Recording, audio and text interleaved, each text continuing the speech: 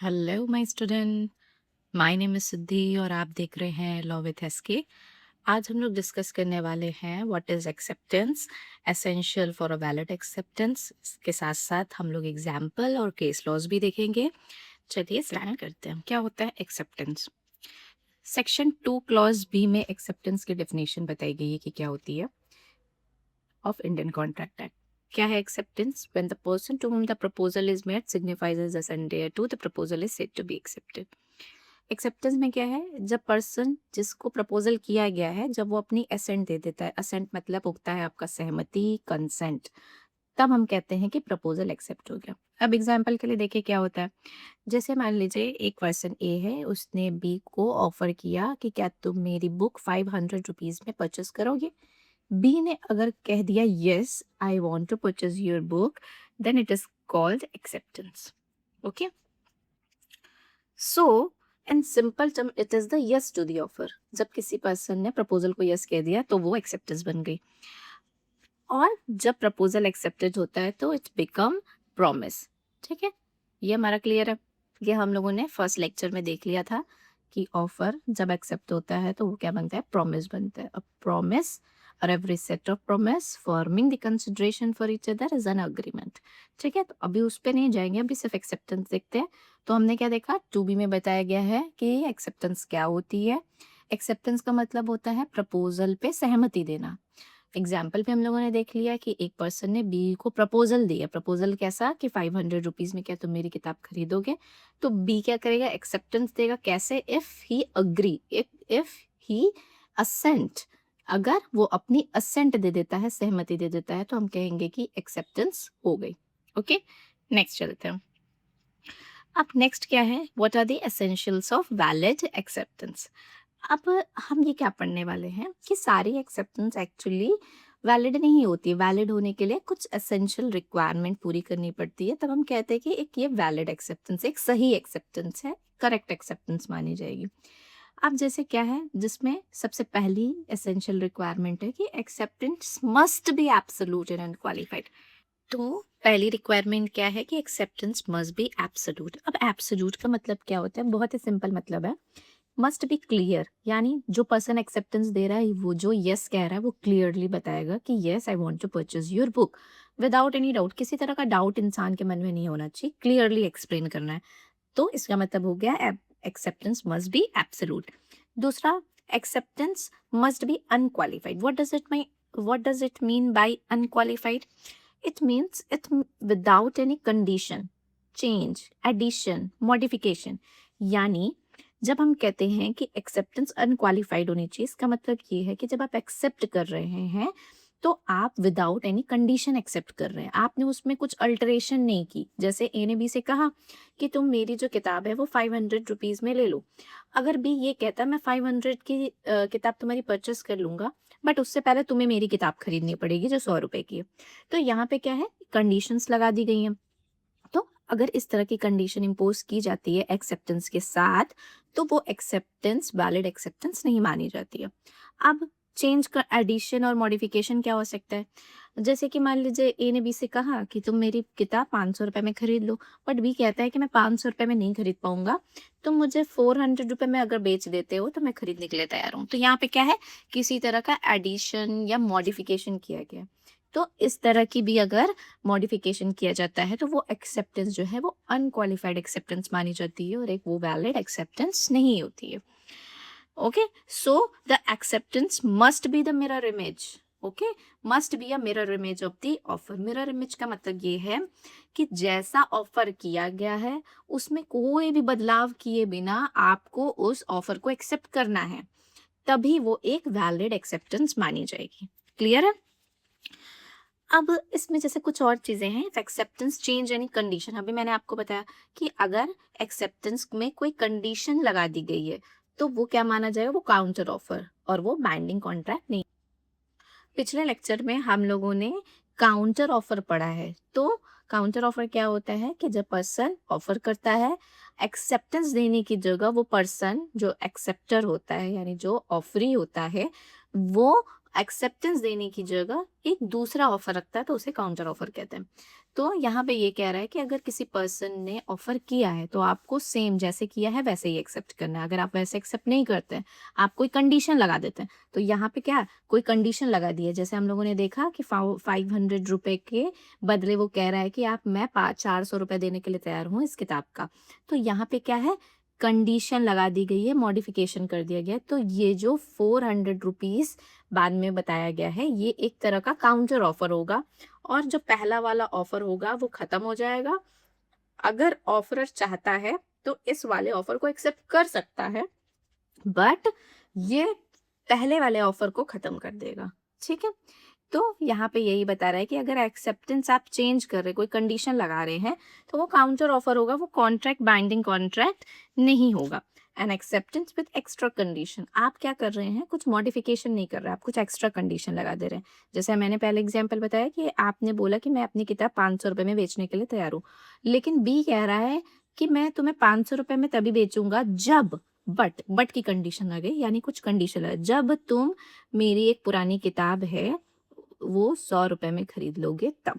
ठीक है, तो ये क्या है, ये एक तरह की एक्स्ट्रा कंडीशन लगाई गई है जो कि वैलिड नहीं होती है।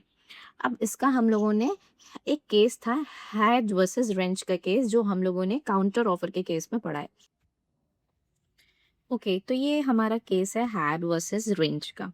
ये एक काउंटर ऑफर का हम लोगों ने, जब काउंटर ऑफर पढ़ रहे थे तब हम लोगों ने हैड वर्सेस रेंज का केस डिस्कस किया था। अब देख लीजिए इस केस में होता क्या है, एक रेंज नाम का व्यक्ति रहता है जो अपनी लैंड बेचना चाहता है हाइट को। तो वो एक लेटर लिखता है हाइट को कि क्या तुम मेरी जो लैंड है वो 1000 यूरो में परचेस करोगे। हैड जो रहता है वो यस कहने की जगह इसको एक्सेप्ट करना चाहिए ना, ये यस नहीं कहता है, ये कहता है एक लेटर लिखता है रेंज को और उसमें कहता है कि मैं तुम्हारी जो लैंड है वो 1000 की जगह 950 यूरो में परचेस करना चाहता हूँ, क्या तुम बेचोगे। जिसके जवाब में रेंज जो है वो कोई रिप्लाई नहीं करता है। बाद में हाइड परेशान हो जाता है कि उसने रिप्लाई नहीं किया, लगता है कि वो मान नहीं रहा है, तो ये एक और लेटर लिखता है और उसमें कहता है कि ठीक है कोई बात नहीं, मैं 1000 यूरो में ही परचेस कर लूंगा। अब रेंच कहता है कि एक लेटर लिखता है और वो कहता है कि no I don't want to sell my car to you, lend my car to you, because अब मेरा मूड चेंज हो गया है।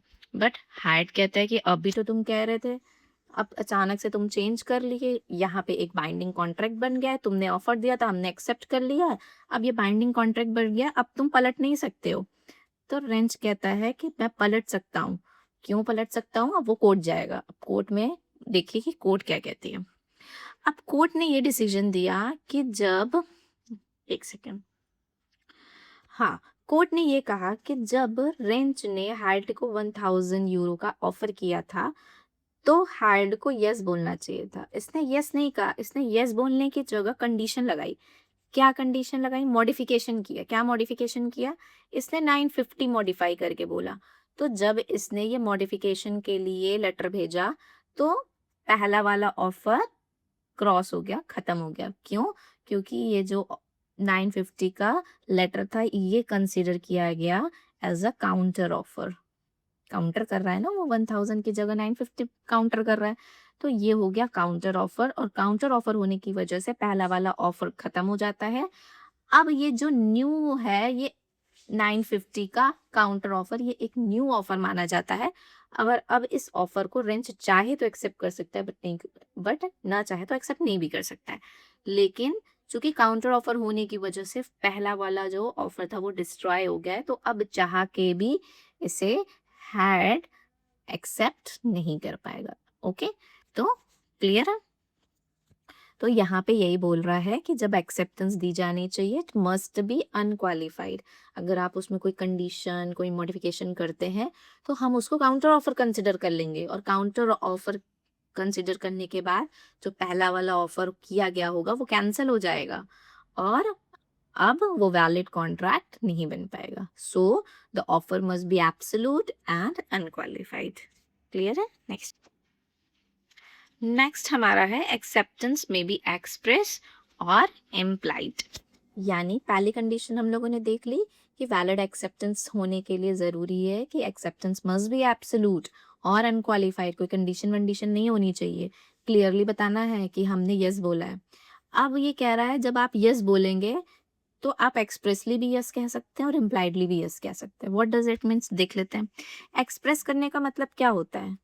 आप अपनी फीलिंग्स इमोशंस कैसे एक्सप्रेस करते हैं? या तो हम वर्ड से एक्सप्रेस करते हैं, है ना, वर्ड से ही एक्सप्रेस करते हैं। वर्ड दो तरह से हम कर सकते हैं, या तो हम बोल के एक्सप्रेस कर सकते हैं या लिख के एक्सप्रेस कर सकते हैं।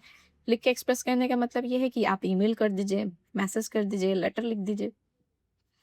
तो अगर ए ने बी को लेटर लिख के कहा कि क्या तुम मेरी बुक जो है वो 500 रुपीज में परचेस करोगे, तो बी ने भी लेटर लिखा और बोला yes I want to purchase your book at the price of 500 rupees. तो ये क्या है? ये एक तरह का एक्सप्रेस एक्सेप्टेंस है। यहाँ पे एक्सप्रेसली बाय वर्ड से बताया गया है। अब दूसरी एक्सेप्टेंस कैसे हो सकती है? कंफ्यूजन इसी में आती है, इम्प्लाइड। इम्प्लाइड का मतलब है बाय कंडक्ट, अपने बिहेवियर से आप ये दिखा रहे हैं। आप ना तो बोल रहे हैं, ना कोई लिख के आप बता रहे हैं। आप कैसे बता रहे हैं? आप बता रहे हैं अपने व्यवहार से, अपने कंडक्ट से, अपने बिहेवियर से एक्सेप्ट कर रहे हैं। ठीक है, यानी कि पर्सन का एक्शन बता रहा है। ठीक है, आपका वर्ड से नहीं आप बता रहे हैं, आप स्पोकन वर्ड से नहीं बता रहे हैं, आप रिटन भी नहीं बता रहे हैं। आप कैसे बता रहे हैं? पर्सन्स एक्शन, आप अपने कुछ कंडक्ट कर रहे हैं, कुछ बिहेवियर कर रहे हैं। एड एक्सेप्टेंस का एक एग्जांपल देख लीजिए, उससे ज़्यादा क्लियरिटी आएगी। अब जैसे आपने देखा होगा कि जब आप बस स्टॉप पे जाते हैं तो बस वहाँ आके खड़ी हो जाती है। तो मैंने एग्जांपल आपको जब इनविटेशन टू ऑफर पढ़ाया था तब बताया था कि जैसे जब बस आके आपके बस स्टॉप पे खड़ी होती है तो बस जो है वो आपको इनवाइट करती है, इनविटेशन टू ऑफर देती है। जब आप बस में जाके बैठ जाते हैं तो वो एक तरह का ऑफर होता है कि मैं सेलेक्टेड डेस्टिनेशन पे जाना चाहता हूँ। जब टिकट काउंटर से आप टिकट लेते हैं, यानी जो बस में टीटी होता है वो आपको जब टिकट काट के देता है और आप पेमेंट करते हैं, तो वो होती है एक्सेप्टेंस। ठीक है, तो यहाँ पे वही कह रहे हैं कि ये एक तरह का कंडक्ट शो करता है। आपने टीसी से कहा कि मुझे यहाँ जाना है, उसके लिए टिकट काट दीजिए। टीसी ने तुरंत आपको टिकट काट के दे दी। क्या उसने यस नो हाँ ऐसा कुछ बोलते नहीं है। तो ये क्या है? आप कंडक्ट से दिखा रहा है, कंडक्ट शो करता है कि टीसी ने आपकी ऑफर को एक्सेप्ट कर लिया। उसी तरह same way Brogden versus Metropolitan Railway Company एक बहुत इंपॉर्टेंट केस है। ये एक इम्प्लाइड एक्सेप्टेंस का बहुत अच्छा एग्जाम्पल है। अब इसमें क्या होता है कि ये दोनों ब्रॉडन और मेट्रोपॉलिटन रेलवे कंपनी, इन दोनों के बीच कुछ अग्रीमेंट होता है सप्लाईज ऑफ गुड्स का।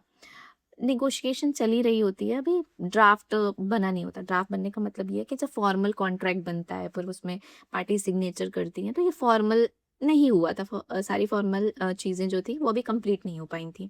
उससे पहले ही दोनों एक दूसरे को सप्लाई करने लगी थी गुड्स की, यानी कि वो अपने कंडक्ट से शो कर रही हैं कि ठीक है हमारा फॉर्मल अग्रीमेंट नहीं हुआ है, लेकिन हमने गुड्स सप्लाई कर दिए, यानी अपने एक्शन स्टार्ट कर दिया, कंडक्ट करने लगे। तो यहाँ पे कोर्ट ने कहा कि एक्सेप्टेंस, फॉर्मल एक्सेप्टेंस नहीं हुई थी, बट इम्प्लाइडली कंपनीज ने एक दूसरे के कंडक्ट को एक्सेप्ट किया था, जो कहीं ना कहीं बाइंडिंग कॉन्ट्रैक्ट फॉर्म होता है, इवन दो फॉर्मल ड्राफ्ट बना हो या ना बना हो। ठीक है, नेक्स्ट देख लेते हैं what are the essential element for a valid acceptance. That is silence is not acceptance. अच्छा, अब जब हम लोग इम्प्लाइड एक्सेप्टेंस पढ़ रहे हैं तो हम यहाँ कंडक्ट के ऊपर फोकस कर रहे हैं कि जो पर्सन है उसका बिहेवियर क्या कहता है। इसका मतलब ये है कि यहाँ पे इंसान ने कुछ कहा नहीं है। ठीक है, वो बस अपने कंडक्ट से शो कर रहा है कि मैंने आपके ऑफर को एक्सेप्ट कर लिया है। ठीक है, तो आपके दिमाग में ये आ सकता है कि जो पर्सन नहीं बोल रहा है, यानी जो साइलेंट है, क्या वो एक्सेप्टेंस कर रहा है? नहीं। कोर्ट ने यहाँ पे ये कहा है, जो हम लोग ये नेक्स्ट एसेंशियल पढ़ रहे हैं, कि साइलेंस को कभी भी एक्सेप्टेंस नहीं माना। एग्जाम्पल देख लीजिए क्या है कि जैसे A send a message I will sell bike for ₹40,000 if you do not reply I will assume you accept. B does not reply. अब इसमें ये कह रहा है कि ए ने जब बी को कहा कि मैं तुम्हें अपनी बाइक 40,000 में सेल करना चाहता हूँ, क्या तुम परचेस करना चाहते हो? अगर तुम इस मैसेज का कोई रिप्लाई नहीं कर रहे हो तो मैं ये अज्यूम कर लूंगा, यहाँ अजम्पशन की बात हो रही है, मैं यहाँ अपने मन से अज्यूम कर लूंगा कि तुमने मेरे ऑफर को एक्सेप्ट कर लिया है। यानी बी ने यहाँ पे कोई रिप्लाई नहीं किया है, वो साइलेंट है और ना ही कोई ऐसा कंडक्ट किया है। तो क्या ये एक एक्सेप्टेंस मानी जाएगी? नो। कोर्ट ने कहा साइलेंस इज नॉट एक्सेप्टेंस। जो आप पढ़ रहे हैं फिल्थ हाउस वर्सेस बिंडले में, सेम यही चीज हुई थी जो मैंने आपको अभी एग्जाम्पल में बताई है। इसमें यही था कि एक पार्टी थी, उसने ऐसे ही लेटर लिखा था और बोला था कि मैं तुम्हें अपना घोड़ा बेचना चाहता हूँ, अगर तुम कुछ रिप्लाई नहीं करोगे तो मैं मान लूँगा कि तुमने मेरे ऑफ़र को एक्सेप्ट कर लिया। तो कोर्ट ने कहा कि आप इस तरह का प्रेशर नहीं बना सकते कि तुम रिप्लाई नहीं करोगे तो मैं एक्सेप्टेंस मान लूँगा। So silence is not acceptance. Next देख लेते हैं क्या है। Acceptance must be given by the offeree. देखिए अब ये एक और एसेंशियल एलिमेंट्स क्या कह रहा है कि एक्सेप्टेंस जब आप देंगे ना तो कौन देगा? मस्ट बी, मस्ट मतलब कंपल्सरी है, must be given by the offeree. दो पर्सन होते हैं, ऑफरर और ऑफरी। ऑफरर कौन होता है? Offeror is the person who make an offer, जिसने ऑफर दिया है वो ऑफरर हुआ। जिसको एक्सेप्टेंस देनी है वो offer. Accepted by the person to whom the offer is made, no other person can accept it. जैसे हम लोगों ने जनरल और स्पेसिफिक ऑफर पढ़ा है। जनरल ऑफर क्या होता है? It must be made whole of the world. General offer पूरे वर्ल्ड एट लार्ज को दिया जाता है और स्पेसिफिक ऑफर किसी पर्टिकुलर पर्सन को दिया जाता है, जिसमें मेंशन होता है कि हम किसे ऑफर कर रहे हैं। ऑफर दिया है बी को, तो एक्सेप्ट कौन करेगा? बी ऑफर को एक्सेप्ट करेगा ना। कोई पर्सन सी है वो इस ऑफर को थोड़ी एक्सेप्ट कर सकता है। सो यहाँ पे यही कह रहा है कि acceptance must be given by the offeree. कोई और पर्सन एक्सेप्टेंस नहीं दे सकता है। जैसे कि यहाँ देखिए एग्जाम्पल दिया है कि अगर ए ने बी को ऑफर किया, जॉब ऑफर की, तो जॉब ऑफर का एक्सेप्टेंस कौन करेगा? बी करेगा। कोई सी पर्सन आके कहेगा ठीक है मैं आपकी जॉब ऑफर को एक्सेप्ट करता हूँ, क्या ये पॉसिबल है? नहीं पॉसिबल है ना। सो बोल्टन वर्सेस जॉन के केस में क्या होता है? जॉन नाम का एक पर्सन रहता है, व्यापारी रहता है, बिजनेसमैन है। वो क्या करता है? बोल्टन ब्रोकल हर्ड नाम के व्यक्ति को एक ऑर्डर देता है, order to supply a goods. इन दोनों के बीच एक बिजनेस था, लेकिन ब्रोकल हर्ड ने अपना जो बिजनेस है वो बोल्टन को बेच दिया था। ठीक है, बोल्टन को बेच दिया था, बट इस बात की जानकारी जॉन को नहीं थी। जॉन ने ब्रोटल हेड को कोई गुड्स सप्लाई करने का ऑर्डर दिया, लेकिन चूंकि इसने ब्रोटल हेड ने अपना जो बिजनेस है वो बोल्टन को बेच दिया था, तो बोल्टन की जिम्मेदारी थी कि जॉन को ये बताने की कि ये बिजनेस अब मैं टेक ओवर कर लिया और मैं आपको गुड्स की सप्लाई कर देता हूँ। लेकिन इसने ये बात जॉन को नहीं बताई और इसने गुड्स सप्लाई कर दिया। बाद में जॉन ने पैसे देने से मना कर दिया। क्यों? क्योंकि जॉन और ब्रोटल हेड के बीच में सेट ऑफ का कुछ सीन था, यानी कि पहले से इन दोनों के बीच कुछ पैसे बकाए होंगे तो वो सेट ऑफ कर लेता इससे। अब बोल्टन कह रहा है कि नहीं नहीं मुझे मेरे पैसे चाहिए, तो अब इसमें कोर्ट इंटरफेयर करती है। कोर्ट कहती है कि पहली बात, जब जॉन ने ऑफर किया तो ऑफर किसे किया गया था? किसी स्पेसिफिक पर्सन को किया गया था, दैट इज ब्रोटल हेड। और जब स्पेसिफिक पर्सन को ऑफर किया जाता है तो ऑफर किसे एक्सेप्ट करना होता है? ऑफरी को ही एक्सेप्ट करना होता है। तो यहाँ पे ऑफरी कौन है? ब्रोटल हेड है, इसीलिए ये एक्सेप्ट करना चाहिए था, बट एक्सेप्ट कौन कर लिया? बोल्टन ने एक्सेप्ट कर लिया। तो कोर्ट ने कहा कि एक्सेप्टेंस जो है वो ऑफरी ही दे सकता है, यानी बॉटल हेड को ही एक्सेप्टेंस देनी चाहिए थी, बोल्टन एक्सेप्टेंस नहीं दे सकता है। और अगर उसने गुड्स की सप्लाई कर दी तो ये एक बाइंडिंग कॉन्ट्रैक्ट नहीं बना। क्लियर है? ओके, तो नेक्स्ट टॉपिक है हमारा communication must be by an authorised person. अब इसमें एक चीज देखिए, पहले वाले में कह रहा है acceptance must be given by the offeree. Offeree वो है जिसको एक्सेप्टेंस देनी है, जिसको एक्सेप्टेंस देनी है वही एक्सेप्टेंस दे सकता है। जैसे ए ने बी को ऑफर किया तो बी ही एक्सेप्टेंस देगा। कोई सी पर्सन है जो उसका उस केस से लेना देना है, लेना देना नहीं है, वो एक्सेप्टेंस नहीं दे सकता है। In the same way communication must be by the authorised person. अब एक्सेप्टेंस तो ऑफर ही करेगा ही, लेकिन उसकी कम्युनिकेशन, उस एक्सेप्टेंस की जानकारी कौन देगा? वो भी ऑफर ही देगा, या फिर कोई ऑथराइज्ड पर्सन जो उसके बिहाफ पे ऑथराइज्ड किया गया हो वो भी दे सकता है। आप गए किसी कंपनी में जॉब के लिए, अप्लाई किया आपने, ठीक है, सिलेक्शन हो गया आपका। अब आपके पास क्या आएगा? ऑफर लेटर आएगा। जब तक ऑफर लेटर नहीं आता है, लेकिन आपका क्या है, एक फ्रेंड है जो उस कंपनी में है, उसने आपको बता दिया कि तुम्हारा ना सिलेक्शन हो गया है मैनेजमेंट से। मैनेजमेंट की मैंने बात सुनी थी, वो सब बात कर रहे थे कि इसको बंदे को रख लेते, ठीक है। ये बात आपके फ्रेंड ने बता दी। अब बाद में क्या हुआ कि आपको ऑफर लेटर नहीं आया, उन लोगों ने बाद में अपना कैंसिल कर दिया होगा बातचीत करके। तो यहाँ पे आप क्या कहेंगे कि नहीं नहीं, एक्सेप्टेंस हो गई है और अब कॉन्ट्रैक्ट बन गया? नहीं बना है भाई। क्यों? क्योंकि उसकी कम्युनिकेशन जो है वो ऑथराइज्ड पर्सन ने नहीं दी है।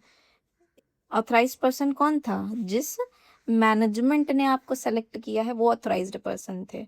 यानी आपको फॉर्मल ऑथराइज्ड पर्सन के द्वारा एक फॉर्मल लेटर इशू करना चाहिए था, तभी वो कम्युनिकेशन ऑफ एक्सेप्टेंस मानी जाती है। इसका एक केस है पॉल वर्सेस ली का, जो मैंने अभी आपको पढ़ाया सेम वही है। पॉल वर्सेस ली एक अच्छा केस है, इसे आप अपनी आंसर राइटिंग में ज़रूर लिखिएगा। नेक्स्ट है acceptance must B in a prescribed mode. अब प्रिस्क्राइब्ड मोड का क्या मतलब है? How acceptance should be given, यानी आपको एक्सेप्टेंस देनी कैसे है, तरीका बता रहा है, मोड बता रहा है। तो अगर आप सेम मैनर में देते हैं तो वो एक वैलिड एक्सेप्टेंस माने।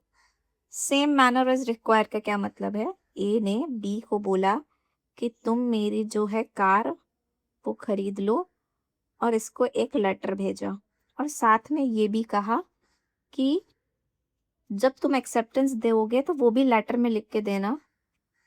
लेकिन बी ने क्या किया? लेटर में ना लिख के इसको मेल कर दिया।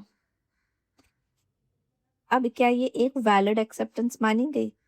कोर्ट ने बोला नहीं, ये एक वैलिड एक्सेप्टेंस नहीं होगी। क्यों नहीं होगी? क्योंकि acceptance must B in a prescribed mode. क्या मोड प्रिस्क्राइब किया, बताया कैसे गया था कि कैसे एक्सेप्ट करना है? जैसे बताया गया था वैसे ही एक्सेप्ट करना है। लेटर बोला तो आप लेटर लिखिए, मेल बोला तो आप मेल लिखिए, उसने बोला कि कॉल करके बताना तो आप कॉल करके बताएंगे, उसने बोला कि पर्सनली मेरे घर में आके बताना तो आप घर आके बताओगे, अगर उसने बोला कि मेरे एजेंट को मैसेज कर देना तो आपको एजेंट को मैसेज करना होगा। So acceptance should be in a same manner as required, तभी वो एक वैलिड एक्सेप्टेंस मानी जाएगी। आपने कोई दूसरे मोड में एक्सेप्टेंस दे दी तो वो एक्सेप्टेंस नहीं होगी। अब इसकी दो सिचुएशन हो सकती है।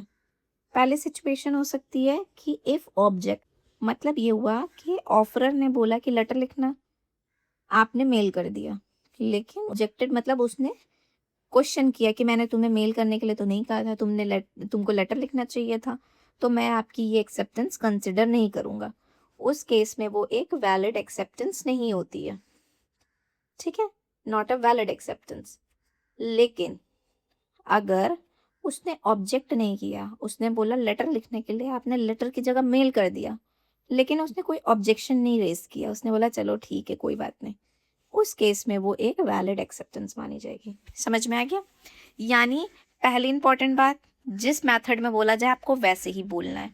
लेटर बोले लेटर लिखिए, मेल बोले मेल लिखिए, तो वो एक वैलिड एक्सेप्टेंस है।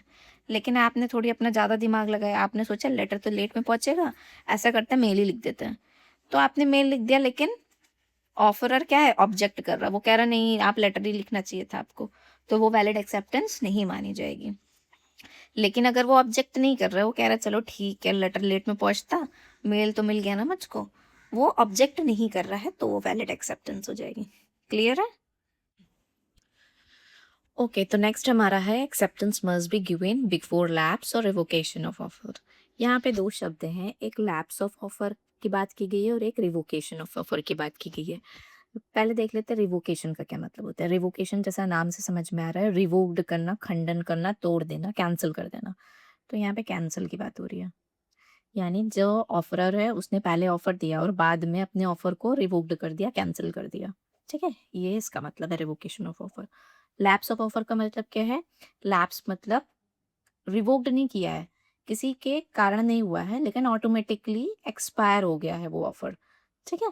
तो जब ऑफर एक्सपायर हो जाता है किसी कारण से, तो वो लैप्स ऑफ ऑफर होता है, ठीक है। लैप्स ऑफ ऑफर सेक्शन 6 में दिया है, revocation of offer acceptance section 5 में दिया है। अब यहाँ पे ये कह रहा है कि जब तक ऑफर ओपन है, जब तक ऑफर रिवोक्ड नहीं हुआ है और ना ही लैप्स हुआ है, तब तक ही एक्सेप्टेंस दी जा सकती है। एक बार अगर ऑफर का रिवोकेशन हो गया है, कैंसिल हो गया है ऑफर, ऑफर ने अपना माइंड चेंज कर लिया और अब वो ऑफर नहीं दे रहा है आपको, तो आप एक्सेप्टेंस नहीं दे सकते। और अगर लैप्स या रिवोक्ड होने के बाद आप एक्सेप्टेंस देते हैं, तो वो एक वैलिड एक्सेप्टेंस नहीं मानी जाती है, ठीक है। तो रेवोकेशन समझ में आ गया है। यानी एग्जाम्पल देख लेते हैं, सीधी सिंपल बात। ए ने बी को ऑफर दिया 1 जनवरी को कि तुम मेरी कार परचेस कर लेना। बाद में ए का मन बदल गया, इसने 5 जनवरी को रेवोकेशन का लेटर भेज दिया। ठीक है, अब बी ने क्या किया, बी ने 7 जनवरी को एक्सेप्टेंस दी। अब इसने एक्सेप्टेंस कब दी है, जब ऑफर रिवोक्ड हो गया था, यानी 5 जनवरी को ही ऑफर रिवोक्ड कर दिया था, ए ने अपना माइंड चेंज कर लिया था। यानी 7 को अगर उसने एक्सेप्टेंस दी है तो ये एक वैलिड एक्सेप्टेंस नहीं मानी जाएगी, बिकॉज यहाँ पे ए ने ऑफर को पहले ही रिवोक्ड कर दिया था, कैंसिल कर दिया था। क्लियर है। अब ये कह रहा है, सेकंड पॉइंट है, व्हेन ऑफर लैप्स। लैप्स का क्या मतलब है, हम समझ गए, एक्सपायर हो गया है किसी कारण से। ठीक है, रिवोक्ड नहीं किया गया है, ए ने रिवोक नहीं किया है, किसी कारण से एक्सपायर हो गया। अब देख लीजिए क्या क्या रीजन हो सकते हैं। सपोज करिए ए ने बी से कहा कि जो ऑफर है वो 10 तारीख तक ही खुला हुआ है, वैलिड है, 10 तारीख के अंदर अगर तुम ऑफर को एक्सेप्ट कर लेते हो तो ये एक वैलिड कॉन्ट्रैक्ट बन जाएगा। लेकिन ये 10 तक एक्सेप्ट ही नहीं करता है और ऑफर एक्सपायर हो जाता है, एक्सपायर ऑफ टाइम।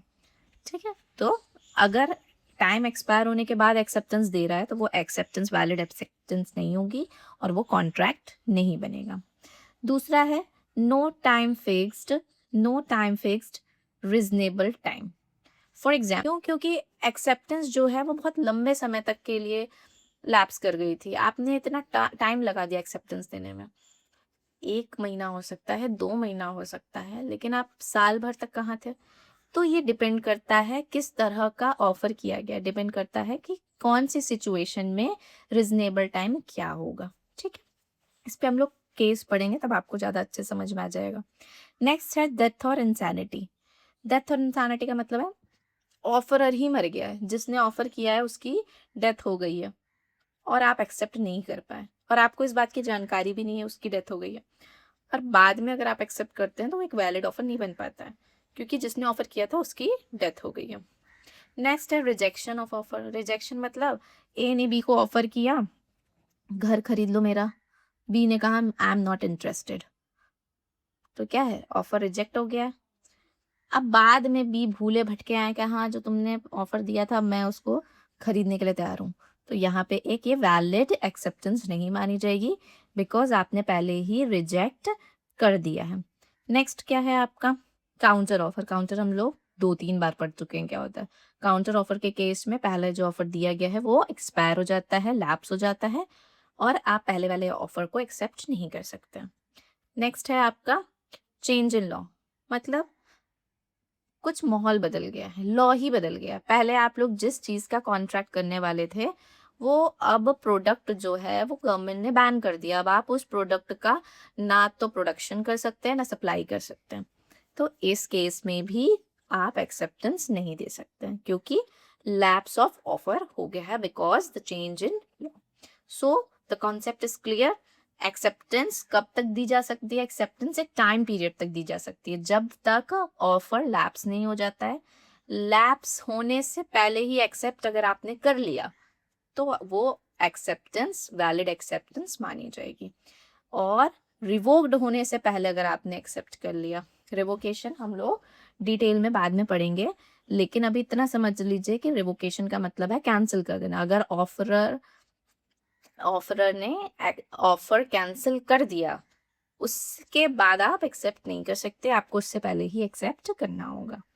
क्लियर है। मॉन्टी फैरो नाम का एक व्यक्ति रहता है, वो रामस्केप विक्टोरिया होटल नाम के कंपनी का एक शेयर परचेस करना चाहता है, तो शेयर परचेस करने के लिए अप्लाई करता है। ये सोचिए 1866 की बात है, तो ऑनलाइन ट्रेडिंग नहीं होती थी, अप्लाई करना पड़ता था। ठीक है, अब ये जो कंपनी रहती है इसने रिप्लाई नहीं दिया, इसने अप्रोक्स जून में अप्लाई किया था, तब तक ये एक्सेप्टेंस नहीं देती है।